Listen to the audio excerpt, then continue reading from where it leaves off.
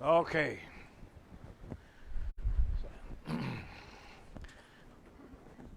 We're trying to continue with this. Last week we dealt with the Lucan account in Acts, remember? And it was good. I enjoyed that. As I got cooking in here, more things open up as we get into it.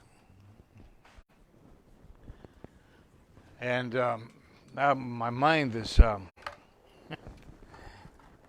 has been what do I want to say, influenced or whatever. And there's more we want to discuss on this idea of witness. Remember,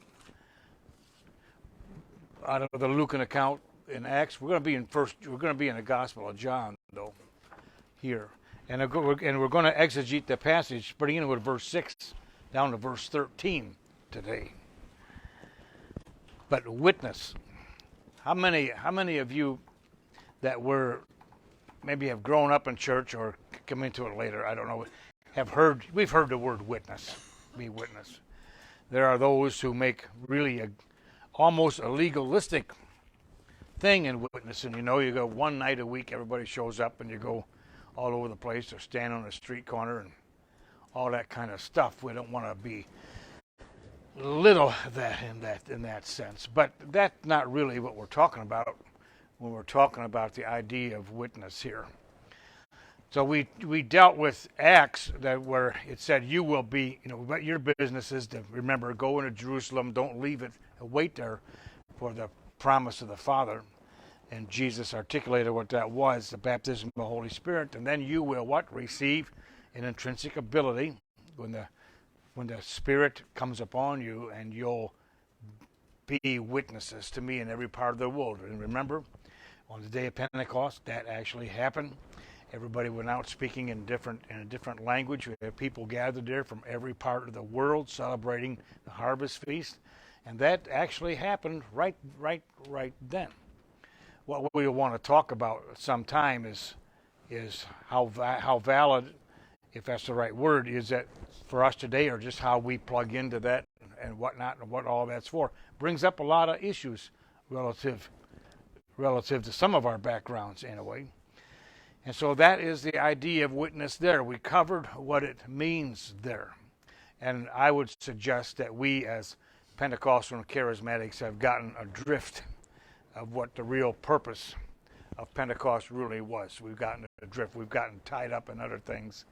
And we're sort of stuck over there in a pool, having this and that and the other, when we've missed the central issue. I think that, and studying this may help us. So we've got that sitting over here, and actually in the early days, that was considered considered part of missions orientation. By the way, is that whole thing. Now when John came as a witness, and so we want to look at John. Now, we know what happened on the day of Pentecost when Jesus said you'd be a witness. But what about John? What did John do? What kind of a critter was he? What did his witness come about? Now, how many remember on a Sunday night? Never did it on a Sunday morning, because there are visitors on a Sunday morning. And you don't want a sister so-and-so standing up and giving a testimony. And remember the testimony services of some, people got sidetracked in that. I think it started out good when they did it. That sidetrack. Oh, the devil's been chasing me. Oh, a week it's been this, and it's not something that's good. It's conducive. But once in a while you'll get a good one, But I remember those, but usually I can remember way back the same three people would get up every evening service and be the same thing over and over. That's not what then that can conjure up in the kid's mind, my mind growing up in there, that's what the word witness and testimony means, It's not. It's close. It's analogous, but that's not the heart of it. It's not the issue of it. there's much more than that, and it's more than organizing some festival or something, and having everything go. That's not it either. It's more. It's different. So let's just look at this here and see what's cooking. Now, before I'm going to read a text in verse 6. We're going to start there. But I want to cover a couple meanings, usage of the word martyreo. We're talking about martyreo. We get the word martyr from that. And the word martyr does not mean death, by the way. It's come across that. It could. You could if you're a witness. It did for John the Baptist. He ended up being martyred because of what he was saying. But usually we hear that word martyrs, we think everybody that's died because they're a believer, and that's what it means to us. But don't think of that. But that's the word for witness, is martyreo. Now, it's used, this word in one form or another is used 172 times in the New Testament. And John uses it the most of all. And a lot of his usage is in the Gospel of John. He uses it in Revelation 2 and in his other writings. He uses it the most. Now, there's no other author that uses it more than him, except possibly Luke. But Luke uses it more in Acts than in the Gospel of Luke. He doesn't use that word so much in Luke. It's just in a normal course. But in Acts, it seems to be predominant in Acts, him using the word martyreo, and that would be the second place. The second place where it's used the most. The second most used place. Is that the right way to say it? But there are different forms of this, and this is what I want to get at. So if you could hang with me just a minute. There are different forms of it, and I noticed that in John here, when he's talking about John the Baptist coming and a witness, and then witnessing, and this and that, there are different forms. There are adjectival forms, there are adverbial forms, almost as an adverb, and there are the regular verb, and then there's a noun describing this, and then there's another one describing something else. Now, all of that could be translated as witness, or it could be translated as testimony. I'm coming to look at it more as testimony than witness. They both mean the same thing. But when we think of testimony, when you call a witness in a court, what does that witness do? He gives testimony. That's what I'm saying. You see, testimony. He's a testifier, would be one way to say it, or witness. So there's one word. I know that you're not going to plug into this, and there's not on... It's not, well, it might be. Just a minute. I've done this long ago. I don't know what, no. This is really not going to help us that much. We'll leave it there. Because I've changed it somewhat as we're approaching here. Okay, there's one word that is the noun form of that. What is a noun? A name of a person, a place, or a thing. So this would be the word used to say you're a witness, and that is a martus, witness, as a witness. You are the witness. You are the testifier. It's talking about that. That comes into play here when talking about John is the witness. He's the witness. He's the testifier. And then there's another word, a verbal form, refers to the action of testifying, the action of it. So this word is used when John the Baptist is actually saying something about Christ and testifying in a court of law, as it were, being the court of law being the world, about who Jesus is and what Jesus did. That's what this is. It's the same thing like giving a deposition. So think of what John did when he came preaching. He is giving a deposition. What do you do when you give a deposition? Well, you give a deposition before the law case actually happens, before it comes to court, right?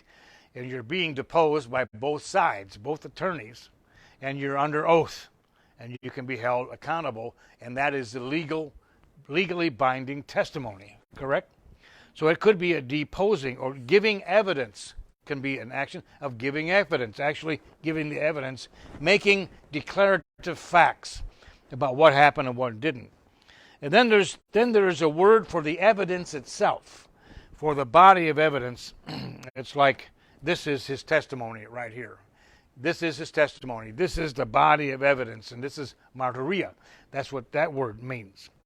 And this becomes a judicial record, a judicial evidence.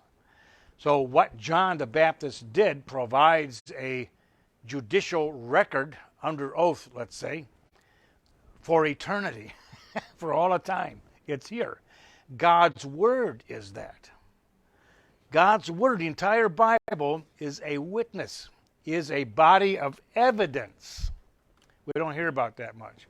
And what faith is really talking about, the undergirding meaning of faith at the very root is believing this body of evidence.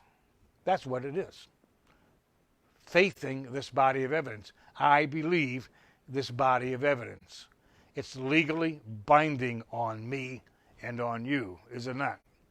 That is the record. This is the judicial evidence. Now this puts a little different light on some of our thinking maybe that we've had. I put a little different light on mine. And then there's a word that's martyrion that is used as it refers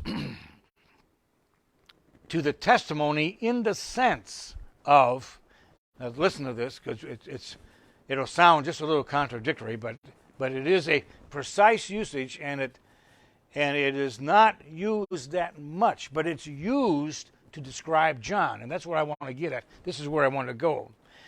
It refers to testimony in the sense of being a mode, a method, a way, a means. Are you with me? A mode of making a solemn declaration, making a testified statement. It's a mode. It's like a mode of living, a mode of life. John's mode of living was a testifier. He was a witness. It's the way he lived. That's the word. Are you with me? And it's not used that much. It's used rarely compared to the other ones. But it's a way of life. And then there's another word that's not used much, but it refers to the act of calling a witness. It's like the bailiff calling the next witness. It's that act of calling a witness. Now, all of those words are used in John uses them in describing John the Baptist. Now, depending on which word is used, it shades the nuance of meaning of what's going on here. Can you comprehend that? You're not going to know that in the English translation, except if you understand the text that's behind the English translation there. And then it's not necessarily easy to bring that out in an English translation to tell the difference, because you need 5 or 6 words to translate that word. Is it making sense to you? So what my job is for you is to let you know which one is what. Okay, that's what I'm here to do. Is that okay? Okay, that being said, we're out of time. I'm just kidding. Okay, I'm just kidding. Okay, so let's start in here. There was a man, it says, the text says, a man became sent from God. That sounds like an odd way to say it. You know me, I say it that way because that's what it says. Literally, that's what it says. So it says a man came. There was a man, actually your English translation would probably say there was a man sent from God. But the word sent is not this word, it's here. But focus right on there. And that's what John came. He became. God put him there. God created him for this. God made him for that. And so it's more than just, he just happened to be coming down the road and God said, "Hey, I need you to do this." That's not it. No, he was destined. That's what is in the word become. And became. He was destined for this. And it didn't just happen out of the blue. It just didn't happen because, I need somebody to do this. John and Jesus were born about the same time, And no, this indicates to me, this is part of God's eternal mystery. John came out of that eternal mystery. He came out of that eternal mystery into time in that he was born. It makes sense. What is it? Jeremiah, before you were ever in your mother's womb, I knew you. Well, that's what he says. This is part of the eternal mystery of God. I'm telling you, God has it all worked out. And way back in the mindset of God, in the eternal mystery of God, this is it. Now, the Gospel of John and John's writing open up that door. That's his whole writing purpose, is to open up that door, that window, to look out there into the eternal mindset of God. We've said it before, we'll say it a lot more times, into the eternal mystery of God, what God was up to. God had it figured out. And he was sent. It says sent from God. It's the word apostle. He was apostolized. Apostolized, I like to say that, okay? He was sent from there. So his purpose, and that speaks to his purpose. It's the word that speaks to the reason why, the purpose for which he came. It speaks, the word sent, apostolized, is the mission he was on, and it's identified as being a witness here.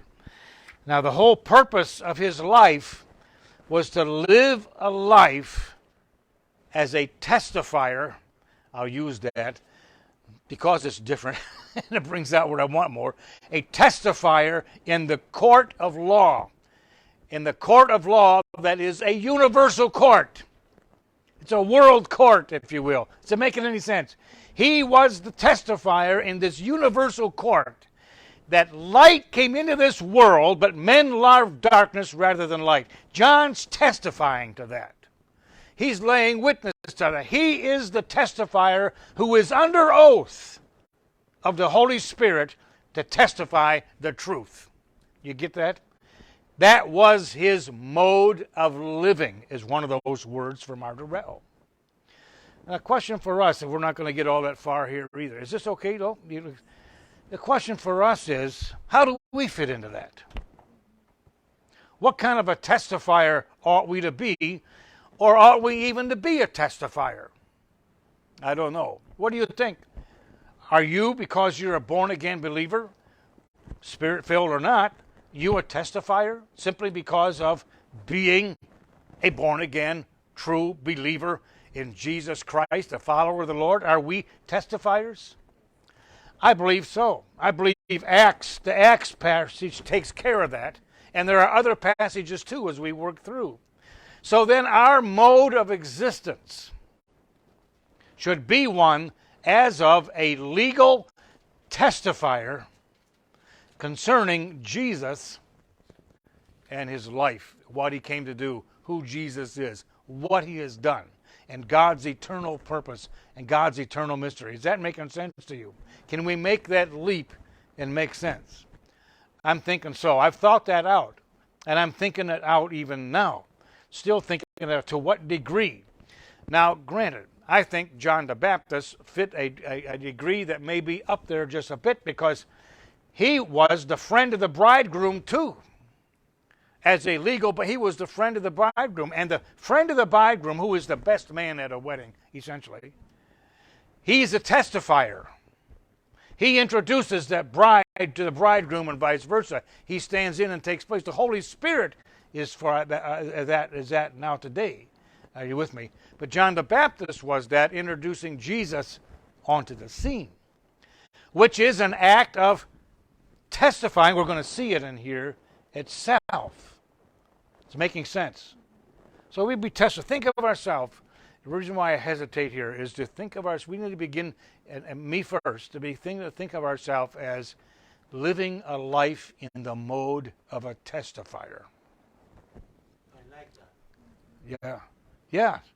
Now, I think, to me, it puts a little different twist on stuff. Now, when I drove city bus, remember when I drove that part-time? Sometimes I wish I was still doing it part-time because of interaction with some of the people.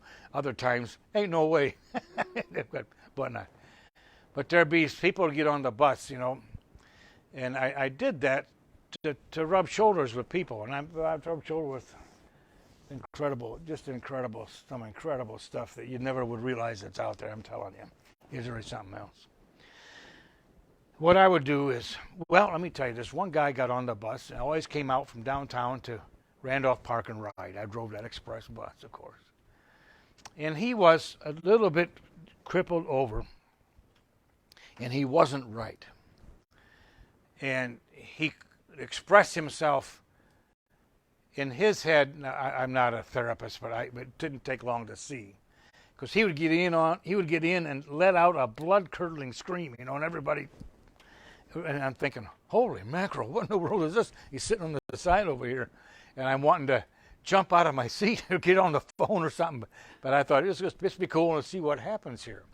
Well, I realized that I came to see that when he was doing that, he was pointing out. And I'm thinking in his head, he was talking,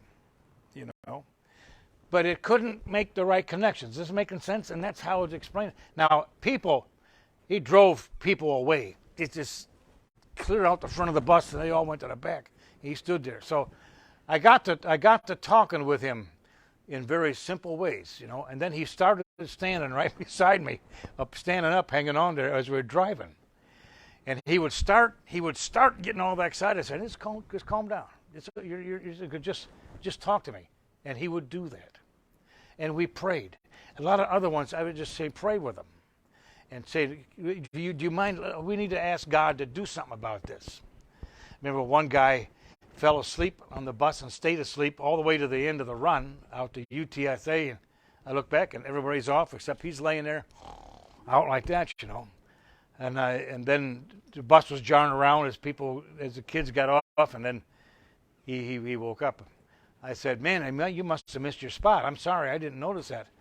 He said, no, it happens all the time. He said, I get in and sit down, and I just fall asleep. I can't control it. I fall asleep. Always end up at the end of the run. I said, well, what's the problem? I went back and sat beside him because I had some time. I said, what's the problem? He said, I don't know. It's a physical problem. I said, well, let's ask God to do something about that. He said, please do. Let's do that. I sit down and take him and pray for him. Did that quite often. That is an example, albeit a weak one, of a mode of living a life as a testifier. Are you getting the picture? Where we become sensitive and aware. Now, as I look over the life of John the Baptist, I see a life that was sensitive to that. Now, he came on strong. He came on really strong, but then there were times when he wasn't either. But he was coming on strong. Why would God choose somebody that way when he come on strong? I mean, you know what I'm saying when it's strong. Like a street preacher down on a St. Mary stop on Market Street. A big stop, long stop. The stop is long. Everybody stop coming in there. Buses come flying through there. Everybody comes in there and stop that thing. People jump out. People jump in. And a lot of buses go through there. There was a guy out there, was a street preacher, going crazy. I mean, holding up a Bible, screaming and hollering and all of that. And I don't think it really did too much, honestly, to me. But when you think of John the Baptist, you think of somebody like that, in a sense, don't you? But I don't think that's how John was. I don't think that's how he was doing what he did. You compare what John the Baptist, when he talked to the Pharisees and whatnot, he laid them low. But I don't think he was like a lunatic out there screaming and hollering. Jesus talked even stronger to the Pharisees and in the religious crowd, and we don't call him that. You understand what I'm saying? This is my thinking going on. So there's something that we're missing there. You see somebody coming out of a desert, dressed in whatever it was he was, barely dressed at all. It seems like the way the description is, and grabbing up and eating honey and all that kind of business. And you think of a homeless person under a bridge downtown, but that's not the picture either. The Bible talks about when Jesus would come, when Messiah would come, that there would be a voice come out of the desert. Jesus would come out of the desert. When Jesus came, well, first of all, the friend of the bridegroom came out of the desert. And when Jesus launched his ministry, what happened just before he did that? Jesus came out of the desert at a dry place. There's something about that. There's something about coming out of the wilderness into your calling, in a sense. Is this making sense to you? Something about John the Baptist here. Now, his life was a mode as of a testifier. I think Jesus was the same. Now you get to thinking about that. His whole mode of existence was a testifier to the truth, to the light. And we're going to see some of that as we work through here. Everywhere he went, he did that. That's what I'm saying. Everywhere we go, everything, we don't make a nuisance out of yourself. There are times we need to keep our mouth shut and let it set. Other times, you may need to say something or whatnot. Or just say, let's ask God about that. And we don't come in the name of the Lord, boom, bam, no, just say, God, we're bringing this to you. We're asking you to do something. We're believing you to do something. It's just that simple. Yes? Do you understand what I'm saying and how I'm saying it? And that is living a life in the mode of a testifier. Anybody got any thoughts on that? Anything else? Okay. So he lived that as a mode to give a legally binding witness. Now keep that in mind too. We'll discuss that later. Concerning the true light, namely Jesus. So, a man came who had already been sent by God, already apostolized from God, from being along beside God. The word is from God. That word is along beside, which means right along beside. That speaks of relationship, is what it's there for. And that word translated from can be used in three different cases and mean three different little things. But in this one, it's right along beside, close. Close. It can also be used, that word can be used in one case that is actually in your face, but that's not this one. This is close, which speaks of relationship. And it's used a lot, describing that things that come from God come out of his side. Are you catching it? Out of his side. That's the kind of thing. John the Baptist came out of the Lord's side, from along beside God. What kind of a picture does that make for you? Well, it's almost part of God himself. Isn't that true? It's a part of God himself. He's along beside me. I have a former student, Ron Cannon is his name. I've had a lot of former students, but out of all the former students, and then when you start naming them, you think of this one, that one, but literally out of all of them, he was the closest, I think, of anything. And I remember shipping him off a week after he was married, maybe 2 weeks after he and Kim got married, off to the Philippines. And Ron Cannon, you guys should know, maybe you don't know Ron. He was in the Philippines to take care of things there while I was in Baton Rouge, handling from there. And 2 weeks after he was married, he and Kim went over there. Now, Ron, he was, let's put it like this, from me over there. You see? Why did I say that? Because he knew me. He was on my staff in Baton Rouge. I had him as a student on the undergrad level, on the graduate level, brought him all along. I figured, that's the one I got to send over there. He knows me. He knows what we're about. He knows what we're trying to do. He knows the Spirit of God. He's born and raised in it, you understand? He knows that. He knows that he can discern between the true and the fake. He knows what's truly Spirit and he knows what isn't. That's what we got to send. So he came from along beside me. It's almost the same thing as me going over there, in one sense. And I did go over there 4 or 5 times a year for a good while. But that's a good illustration here, if you're getting the picture there. There was a man that came who had been sent out of the eternal mindset of God and apostolized for a mission. You got me here? Who came from God. And God sent him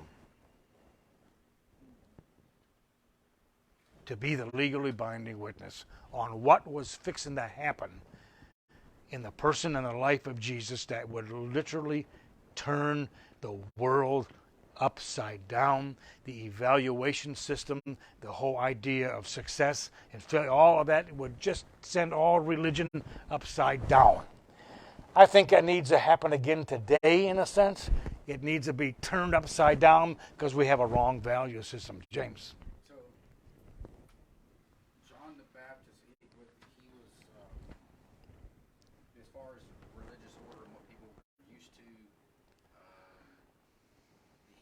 Something different that they weren't used to, that Yeah. They didn't think was Yeah.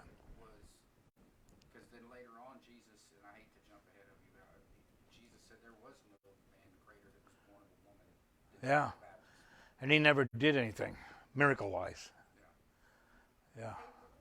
Greater than any prophet. It seems to me, Dr. Hunt, that I hadn't even thought about this until right now, is that as soon as we become Christians, we are witnesses. Yeah. It's not like we're legally bound Yeah. to testify what God has done for us. And what he's No, because it becomes part of our inner nature there. It's because of the change. And so John, think of this, it just came, as it would introduce the world to the bridegroom and the bridegroom to and that's a role of a witness. You think of that. Put us right into that. It just reminded me of the opportunity that I had as far as being a mentor teacher, is that I would walk into a room of teachers that I had mentored, and it was like I saw myself, but Yeah. they made it their own. Yeah. But I could see things that I had taught them. Yeah. And I was like, That's good. such a, I don't know, it's almost a very humbling experience. Yeah, it's just, Yeah. it's like, oh. Well, that to deal with that right now, I would need to jump ahead a little bit, but that's true. Pay attention to what she's saying here, because a witness, the testimony of a witness is legally binding, which brings up several questions or assumptions for the one who is the testifier, the one who is doing the witnessing. We need to keep in mind that which we say, that which we interpret, that which we preach, that's what we teach, what we talk about is legally, the nature of it is legally binding. We had better be right. Are you getting me? We had better do it for the right motive. We hadn't better be trying to take people to the cleaners by making the church house a den of thieves on the one hand and a grocery store, or not a grocery store, a Walmart on the other hand or something. Not that it's wrong to sell stuff. I don't mean that. But you understand what I'm saying. Turn it into a merchandising thing. Yes? So we had better be right. Does that mean flawless? No, because our understanding is that, but nonetheless, motive has a lot to do with it. We had better be right. And not arrogant to the point that a mind, we cannot be influenced by truth. You understand what I'm saying? And not be unwilling when light comes greater than that which we have to follow that and to back up. You understand? How many of you have experienced that in life? I've experienced that a lot. A whole lot of stuff has been challenged, and that's great. That's why I try to be extremely careful on what we do and whatnot, and do it right. So, because our witness is legally binding, we had better have the story straight. Secondly, the people who are hearing our witness, because it's legally binding, and assuming our witness is true, it's a serious thing for them. They are obligated to it. Right? So that's a serious thing. Also, that the person who is doing the hearing of it needs to be able to have some sense of discernment, howbeit ever so minute. You understand? To be able to decipher right and wrong. That sounds right. That sounds wrong. It doesn't pass the, Ron Cannon was always good on this. Doc, it just doesn't pass the smell test to me. And he would say that, I'd listen, because I don't know what he's talking about, but whatever it is, he's always right. Yeah. Okay, so that they need some sense of that. The problem with that is if they are a non-believer, the only way you can get that is to literally is to be a believer. But then you can be a believer and not have that too. In fact, some unbelievers have a greater sense of discernment between what is true and not true than believers all their lives. And with the James passage that James brought several weeks ago in Hebrews speaks to that. And that's in here to talk about too. So the person hearing needs to know that. And the person doing the speaking needs to have that too. The problem with it comes out of mature people who dig into the meat of God's word, if you will, get off of the bottle, out of the pea water that James says, over in the shallow part where all the kids are in their diapers, running around, and get into the deep stuff, and then practice it. What the Hebrew says, practice that, and that's what produces that. We got too many people in the ministry and out running all over as witnesses that aren't that. They're in the kiddie pool themselves. Are you with me? I saw a hand floating around here. Yeah, better grab a hold of that hand. You need to get a hand. Grab a hold of that hand. Sometimes when we witness, it's a seed. Pardon? It's a seed. It's the seed of discernment. They may have a little bit, but Don't practice it. Yeah. and it comes later. And that's what Hebrews says, practice it. No, it can come sooner, depending on the degree of this, actually. Yeah. It's a matter of this as well. Okay, so that's that. Any other point between us? I'm running short here. Okay. Now, his being called an apostle or sent as one comes in a perfect tense, which means that's fixed. It's fixed. It has happened. It has happened. Didn't happen when John came. It happened before John came, in other words. And it's a passive voice, meaning John didn't call himself. God did it. John had nothing to do with it. God called him. When we get to the end of this passage, we're going to have an interesting verse. It has to do with that. We'll let that set there. A lot of modern day so-called apostles need to learn this passive voice business, that they don't call themselves. A lot of them have, and that's it. Third of all, he came at the right time. Now, let's see. I got to get on here. He came as a legal witness. Verse 7. This one John came for, or as, a legal witness, so that he, John, might be able to give legal testimony concerning the true light, so that all might believe through him. We got a lot packed into this verse, okay? Now, before I forget, because my mind now is starting to look for a good spot to stop because of time here. Next Sunday, I've asked James and Allie to talk about, to give testimony to themselves. Is that okay? Now, so I'll do a little bit of teaching there. We'll do a little bit in here, and then we'll follow it up with that. Is that okay, y'all? Is that okay, everybody? I need to hear that. Now, so we're going to have a practical exhibition of this. That's what I'm thinking. That's what I'm doing. Go ahead, Walter. I was in a so-called Spirit-filled conference in Dallas, and they were teaching a whole lot of junk. They come down the aisle pointing at kids and this and that, and anointing them as apostles, Yeah. prophets.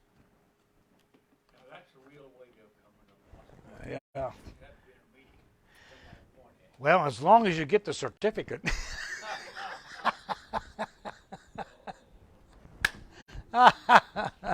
That's hilarious, isn't it? I forgot where I was. I forgot where I was that fast. Testimony. Next week, yeah.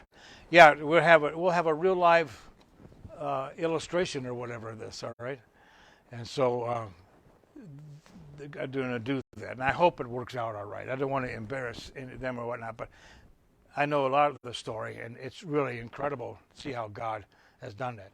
Now, when we get there, that is going to be legally a legal witness. So what they say had better be the truth, right? Had better be straight. Had better be pure. I'm going to add it on now. All right. So let's try that. This ought to be kind of fun. And Are we okay with that? No? You just try. I think it's going to be good. We need to hear that. Which brings this up. I'm as good as done here. There's an interesting passage in Joshua. And you know the story how they sent the spies into Jericho, right? They sent the spies into Jericho. And the question there in that whole passage for me is, why? You know, what was going on there in that spy business here? And when we think of the big, and that's what I'm saying about relate all that to what we hear, in the big scope of it, you know, God is there, sees everything. What had just happened is that Israel had just come out of the wilderness. All the other generation in that wilderness died there.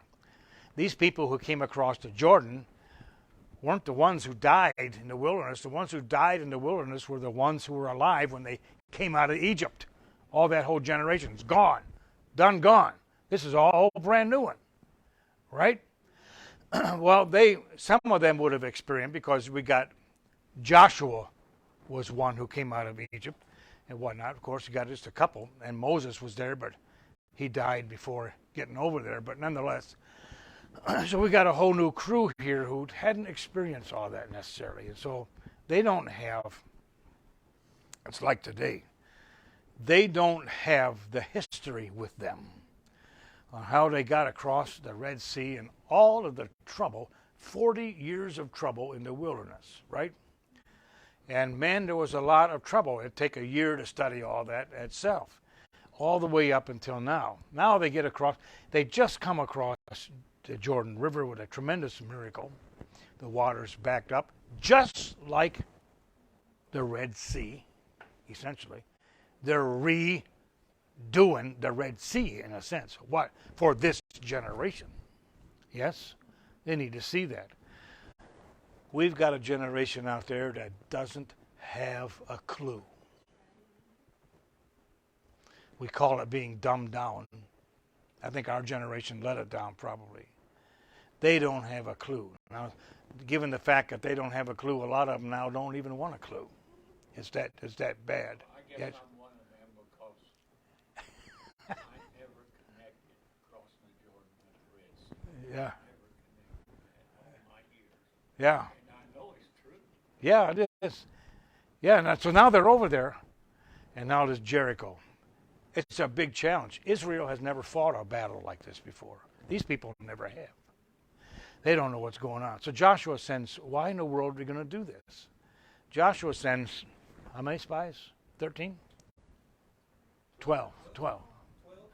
12. I'm being facetious. Sorry.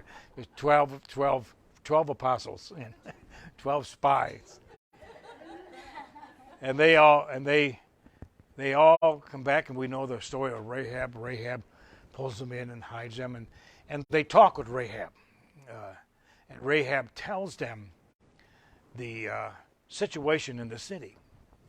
The situation in the city, these people, these spies are hearing this story from Rahab. They're scared to death. They've heard all what happened through the 40 years of the wilderness. They've heard about all this and what God has done. And there was some mighty, how they came across the Red Sea, and this and that and the other, even how they came across the Jordan River here. And she said, these people are scared spitless, if you will. They're shaking in their boots. They're quaking. They just know the end is here. Are you with me here? These spies go back to Israel's camp, right? And the spies tell this to the people. They give a legally binding witness, a testimony to the people as to the situation in the city of Jericho. They say, we got to get up there and take that city. These are people just waiting to be had, if you will. They're dead already. They're already given up. They've given up the Spirit. The Spirit isn't there. They have no reason to live. They're finished. That's why sending the spies in there. Israel, the people of Israel, needed to hear first-hand testimony of what the situation was. Does that make sense to you? Yeah. That's what our job is. That's what we're called to. Does that make sense? That's it. I'm sorry, maybe I'm thinking of another That's all right. book, but wasn't just the two that said that they could overtake that land, but the other ones came, oh, they're like giants. Yeah, but that was the first time they came. Remember, that was the first. That's up front. That's before coming across. Yeah, yeah, that's correct. And that's why they all croaked in the wilderness, essentially. Yeah. I like that word, croak.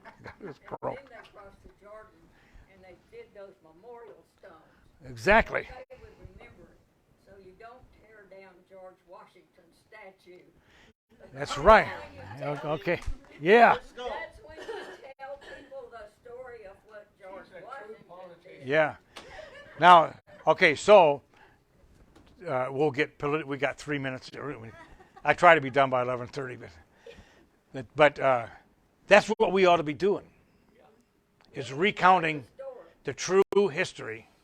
Are you with me here? That's what we need to do.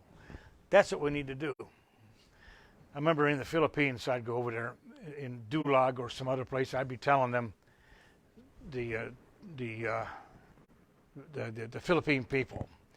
I went over and talked with some old critters that were there that were around during World War II, and I was asking them about a Japanese air base that I heard was inland there, and they told me where it was. I went out and I found it. It's all grown over and whatnot. But in some of the students and whatever, I'd be talking to them. I'd say, "Oh yeah, during World War II, this ship was over here, this ship was there, whatnot. Came up the hill 121." I was giving them the history of the country. They say, "Man, we don't know that ourselves." It's hilarious. I thought that was very funny. Well, that can be true here too. We have a generation that doesn't know. What is our job to do? Be a legally binding witness to truth, the light and the truth. That's part of all what we're doing. And I think if we, the church, and I'm thinking of all of the church, I'm going to name the Assemblies of God, out of which I come, which I don't have a whole lot of, never mind that, but all of the, but that's where I come from, and other ones too. If they would get rid of all the junk and all the trash and all of this, all the sideline stuff, all of that junk and baloney that's gummed everything up, and get straight away back to the central thing and start telling the truth. Take an oath before God. The truth, the whole truth, nothing but the truth. The gospel. We want truth. Yeah. Instead of facts. Yeah. Instead of what? You will remember facts. You're right. Yeah, facts are temporal. They are. They're not unfacts, but they're facts. They're not like they're not Coca-Cola. They're not an un-Coca-Cola. They're not unfacts. They're facts. But facts come out of the temporal order. And so they're relegated to the temporal order. Truth doesn't come out of the temporal order. It comes out of the eternal order. That's a direct quote of our president. President prior to his election. Yeah. Yeah. Truth will always win out. True testimony. Yeah. Okay, I think we've shot it here, and I didn't even get 2 pages. Got the first slide out. Huh? First slide is I'm sorry. said you got to the first slide. First slide, and that. Yeah. Well, too bad Art's not here to say it's going to be another month. He said 2 years and years. John. Yeah, we spent over a year in one chapter of Romans. I remember I can just hear him saying. Anyway, that's what we have. Are we all right? What was funny was when you mentioned that we were going to go through Romans again, and he was like, Here we go. Yeah. Been there. Yeah. Good. All right. God is with us?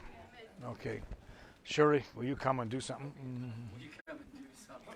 Yeah. Renee, you guys got a course you can do?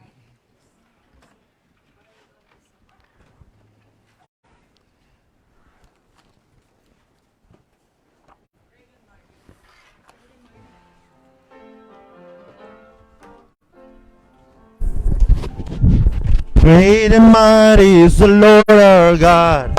Great and mighty is He. Great and mighty is the Lord our God. Great and mighty is He. Lift